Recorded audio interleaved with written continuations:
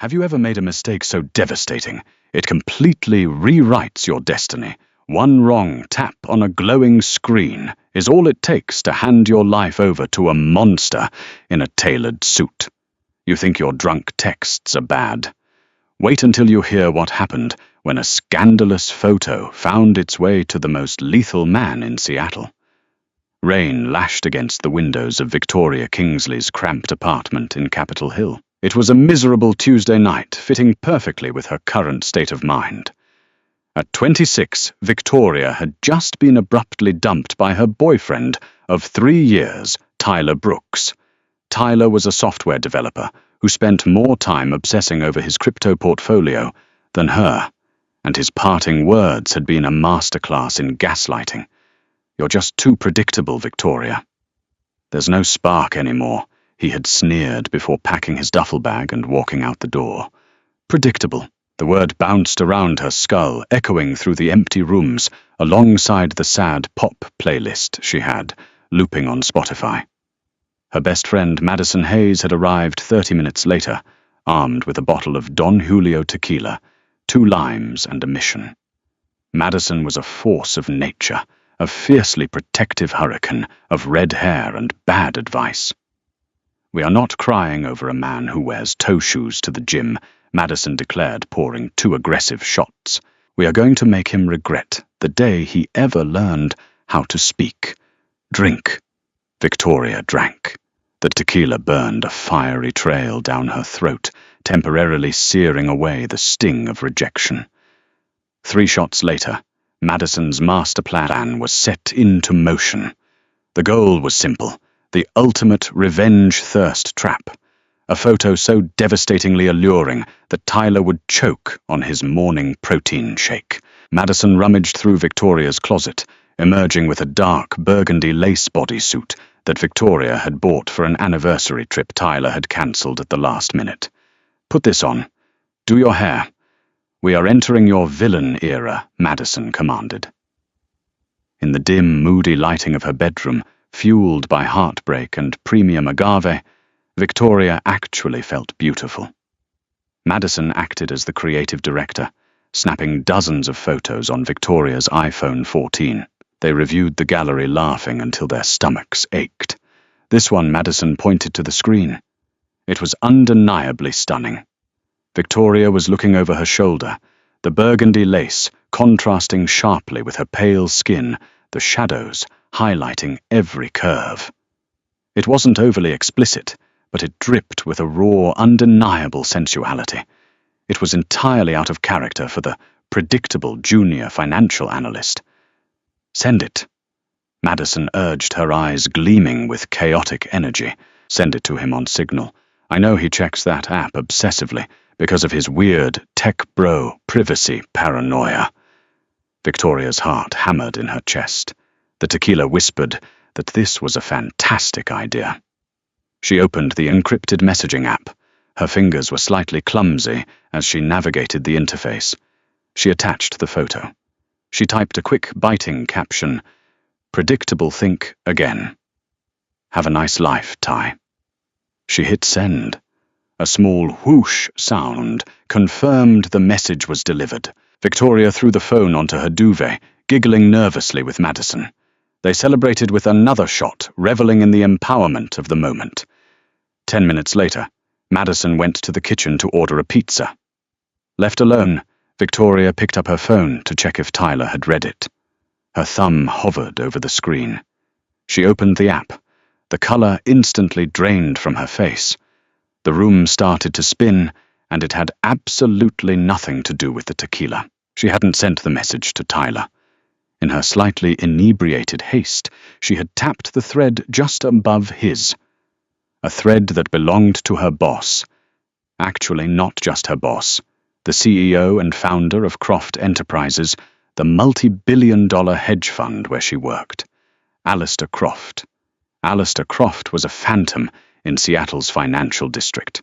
He was notoriously reclusive, operating his empire strictly between the hours of sunset and sunrise.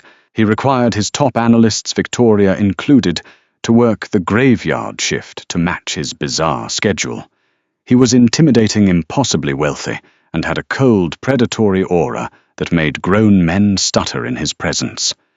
Rumors swirled about him constantly that he was involved in the underground mob, that he had a rare medical condition, that he was utterly ruthless. And Victoria had just sent him a photo of herself in lingerie. "Maddie?" Victoria shrieked, her voice cracking in pure, unadulterated terror. Madison ran into the room, a slice of pepperoni pizza already in hand. "What did he reply? Is he begging for you back?" "No." Victoria gasped, clutching her chest as a full-blown panic attack set in. "I sent it to Alistair. I sent the photo to Alistair Croft." Madison stopped chewing.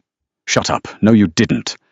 She snatched the phone from Victoria's trembling hands. Madison stared at the screen, her eyes widening to the size of saucers. Beneath the scandalous photo and the sassy caption, two tiny, terrifying check marks sat in the corner. Red 10. 42 p.m. "Oh my God," Madison whispered. He saw it. "How do I unsend it?" "Delete it. Delete the app. Burn the phone." Victoria was hyperventilating, pacing the small bedroom. "I'm fired. I'm definitely fired. My career in finance is over. I'll have to move back to Ohio. I'll have to fake my own death." Madison frantically tapped the screen. "It's Signal Clo. It's encrypted. I can delete it for you, but it's already been seen." He read it 2 minutes ago. Silence stretched between them, heavy and suffocating. Victoria imagined the terrifying CEO sitting in his penthouse, staring at his phone, his icy blue eyes analyzing her half-naked body. She waited for the inevitable response. A formal termination notice, a message from Human Resources, a lawsuit for workplace harassment. But her phone remained entirely silent. Midnight came and went. Then 1:00 a.m. Nothing. Maybe he'll pretend it didn't happen. Madison offered weakly around 2:00 a.m., though neither of them believed it. Alistair Croft missed nothing. He was a man who fired an executive for rounding a decimal point incorrectly. He wasn't going to ignore this. Victoria barely slept. She lay awake, staring at the ceiling, dreading the moment the sun would go down the next day. Because when the sun went down, her shift began, and she would have to face the man whose inbox she had just permanently scarred. Wednesday evening arrived with a thick, oppressive fog rolling off Puget Sound.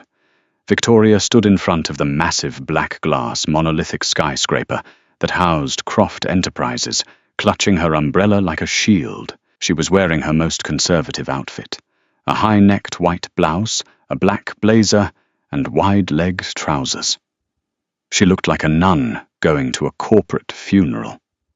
"Just walk in, pack your desk, and resign before he can fire you," she told herself. She swiped her badge at the turnstiles and stepped into the sleek, marble-floored lobby. The night shift at Croft was always unnervingly quiet. No ringing phones, no loud chatter, just the soft hum of servers and the clicking of keyboards. As soon as Victoria stepped off the elevator onto the 40th floor, Brenda Gallagher from HR was waiting for her. Brenda was a stern woman in her 50s who looked like she chewed gravel for breakfast. "Miss Kingsley," Brenda said, her voice devoid of emotion. "Mr. Croft would like to see you in his office. Immediately." Victoria's stomach plummeted to her knees. "Right now, should I bring my laptop or just a box for my things?" Brenda's eyes narrowed slightly. "Just yourself, 50th floor."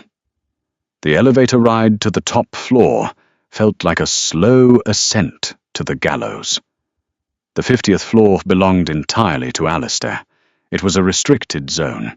Victoria had only been up here once during her final interview, and the memory still sent shivers down her spine.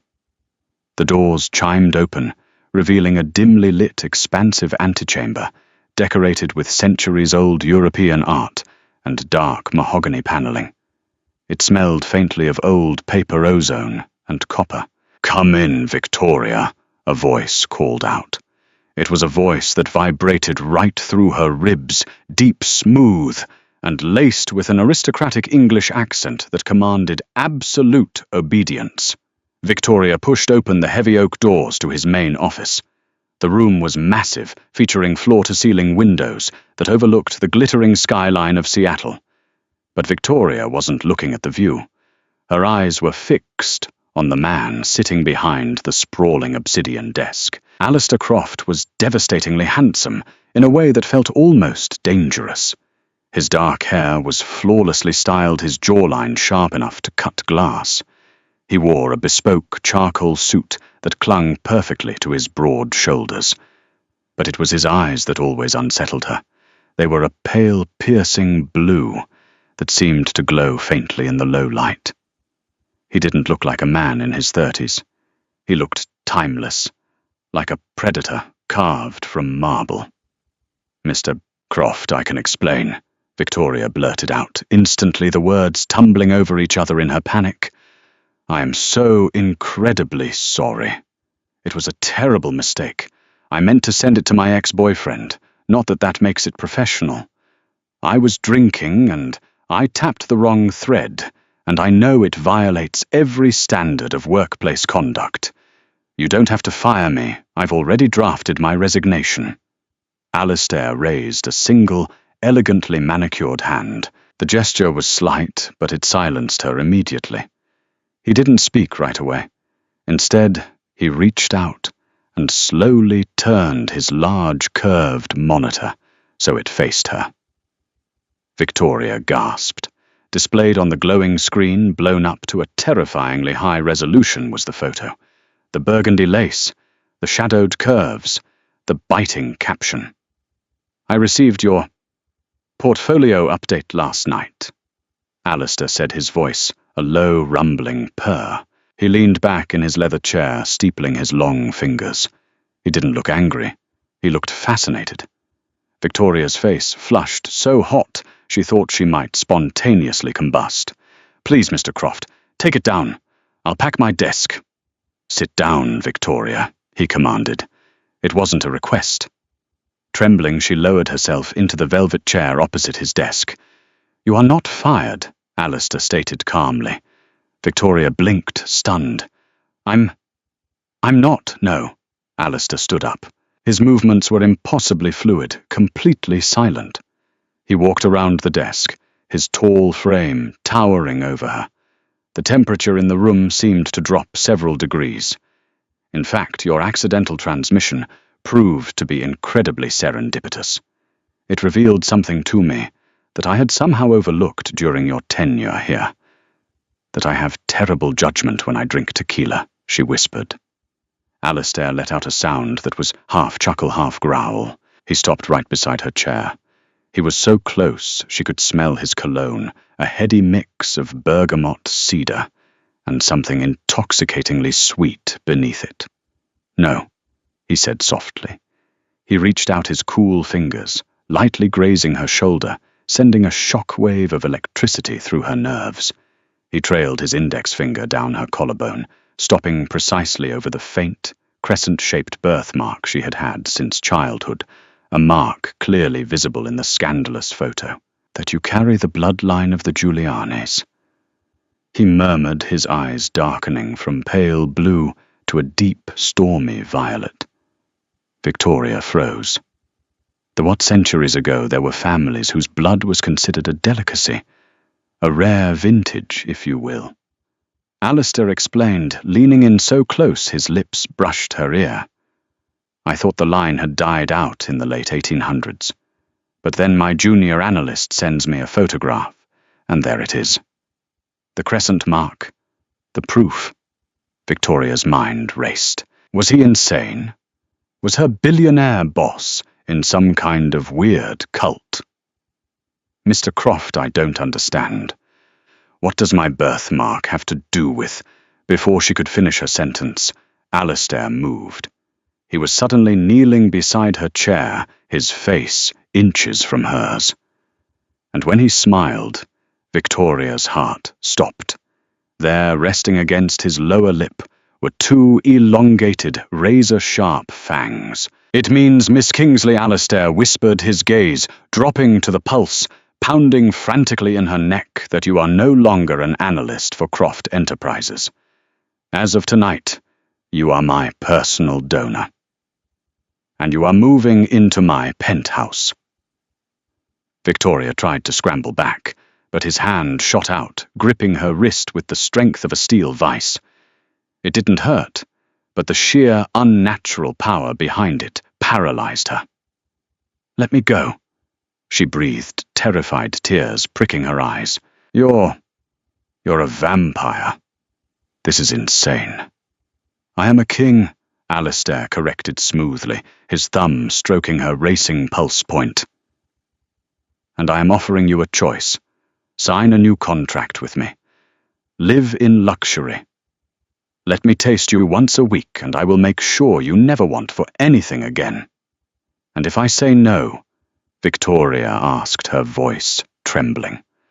Alastair's expression hardened into a mask of pure, beautiful cruelty.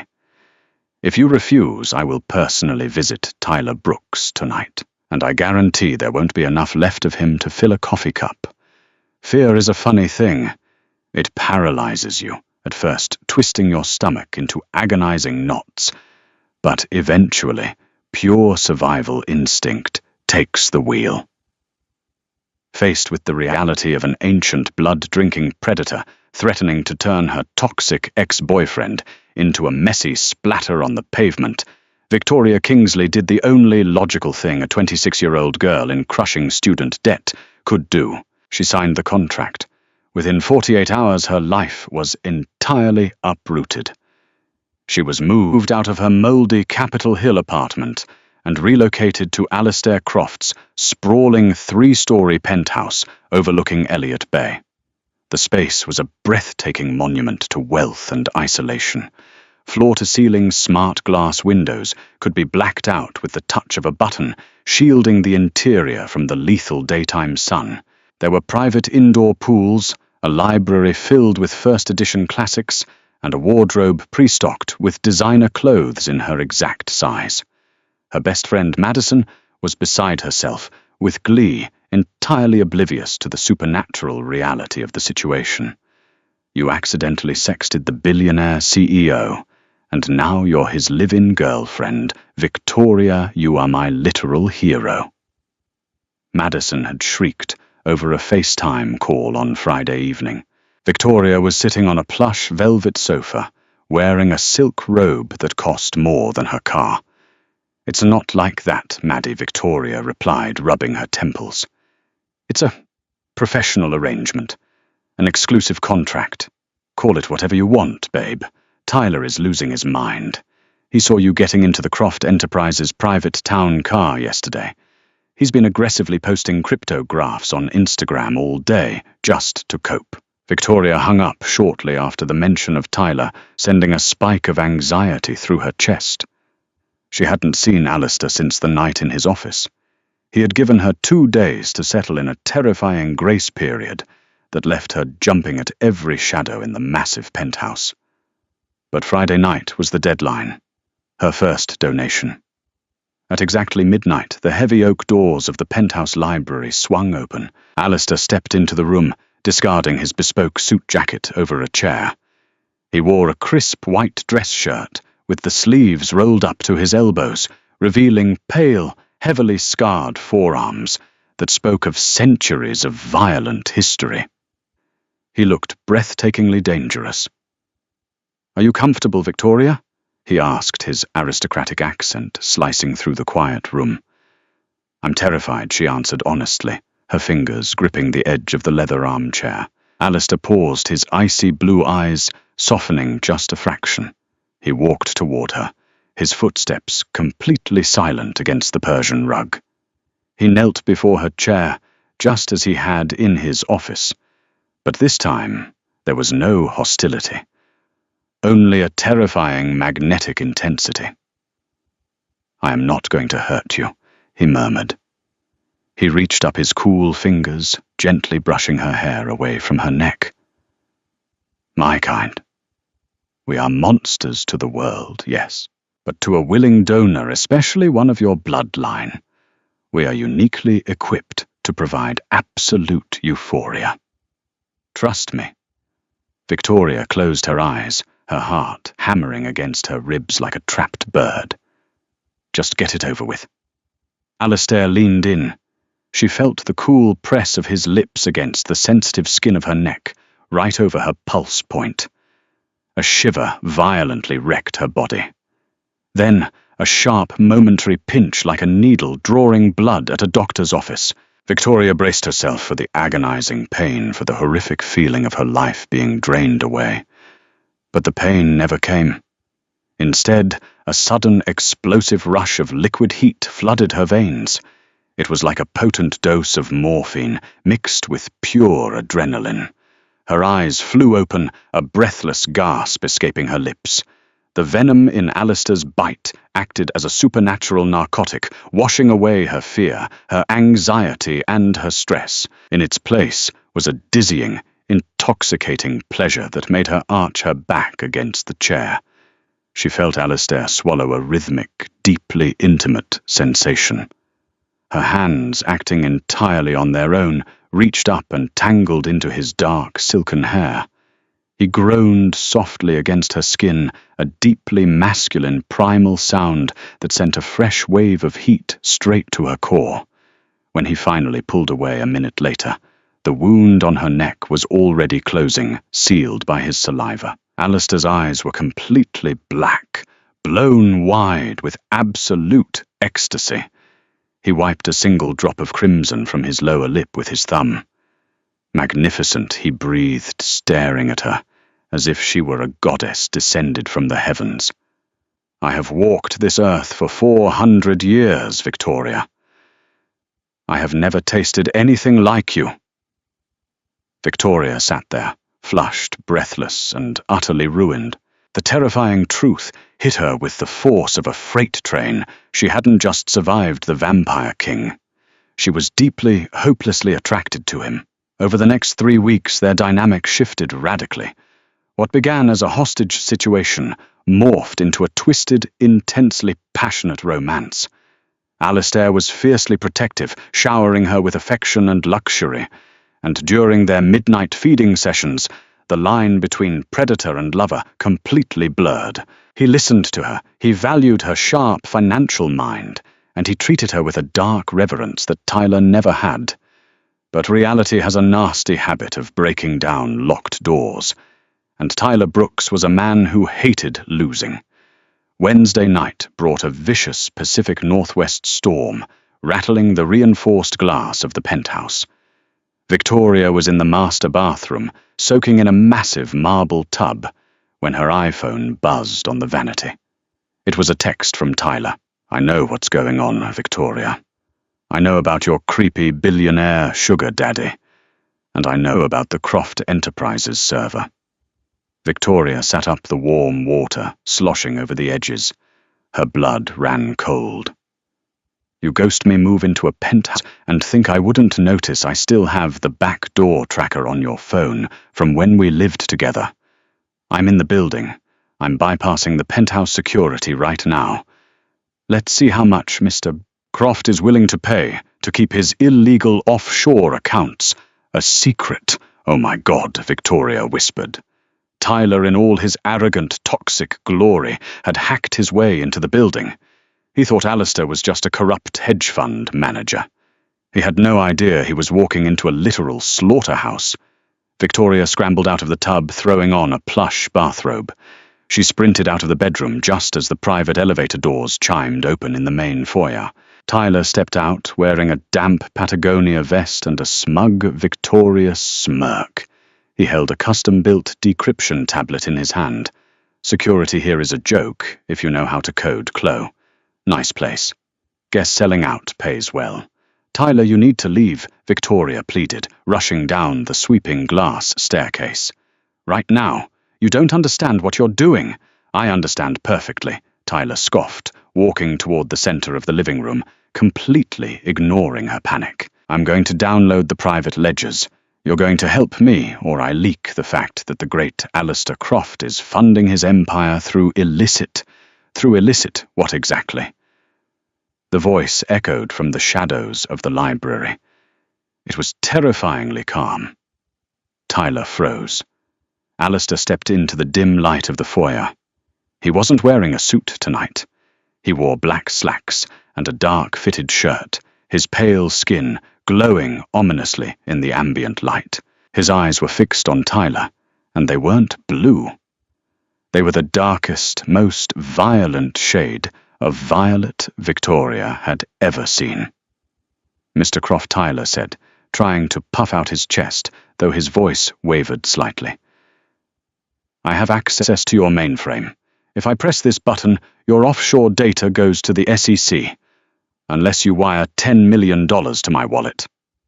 Alistair didn't even look at the tablet. He tilted his head, a cold, predatory smile spreading across his face. You broke into my home. You threatened the woman who belongs to me.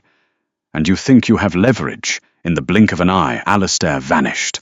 Before Tyler could even blink, Alistair materialized directly in front of him. He grabbed Tyler by the throat, lifting the grown man 3 feet off the ground with a single, effortless motion. Tyler's tablet shattered against the marble floor. Tyler gagged his face, turning a violent shade of purple as he kicked his legs in the air, his eyes bulging in absolute horror as Alistair's fangs descended. Alistair Victoria screamed. She ran across the floor, throwing herself at Alistair's arm. Don't kill him! Alistair's violent gaze snapped to her. The beast was fully at the surface, now practically vibrating with the need to tear the intruder apart. He threatened you. He stalked you. He deserves to be drained. He's an idiot! Victoria yelled, her hands gripping Alistair's cold, iron-hard bicep. She looked deep into the vampire's violet eyes, refusing to back down. He's a pathetic, arrogant idiot. But if you rip his throat out on my living room floor, you're the monster he thinks you are. And I won't stay with a monster. Silence descended on the room, broken only by Tyler's pathetic, wheezing gasps. Alistair stared down at Victoria. The raw power dynamic shifted in a split second. He was an immortal king, a creature of nightmare and legend. But right here, right now, Victoria Kingsley held his leash, because he was completely, irrevocably addicted to her. Slowly the violet receded from Alistair's eyes, replaced by his natural icy blue. His fangs retracted. With a look of utter disgust, he threw Tyler across the room like a rag doll. Tyler crashed into a velvet sofa, coughing violently, and scrambling backward like a terrified crab. You're a freak, Tyler sobbed, clutching his bruised throat. Alistair adjusted his cuffs, his aristocratic composure returning seamlessly. He looked down at the pathetic tech bro. You will leave Seattle tonight. You will never contact Victoria again. You will never speak of what you saw. If you do, I won't just kill you. I will make a very long, very painful art project out of your nervous system. Do you understand? Tyler nodded frantically, scrambling to his feet and sprinting back to the elevator, hammering the button until the doors closed, whisking him away forever. Victoria stood in the center of the room, her chest heaving. She felt a warm, strong arm wrap around her waist, pulling her flush against a solid chest. Alistair buried his face in her wet hair, breathing in her scent. You are far too merciful, my queen, he murmured against her skin. Victoria leaned back into his embrace, a dark, triumphant smile touching her lips. Tyler was gone. Her debts were non-existent. And she held the heart of the most dangerous man in the city in the palm of her hand. I'm not merciful, Victoria whispered, turning her head to kiss his cold, sharp jawline. I just didn't want him ruining the marble floors. Alistair chuckled, a deep, rumbling sound that promised a very long, very entertaining eternity. Sometimes the worst mistake of your life turns out to be exactly what you needed to become the villain you were always meant to be? What would you do if a single text changed your life forever? Would you run from the monster? Or would you stay and claim the throne? Let me know in the comments below. If you loved this wild vampire romance drama, smash that like button, share it with your friends who love a good plot twist, and don't forget to subscribe for more crazy, twisted, real-life story times every single week. See you in the next video.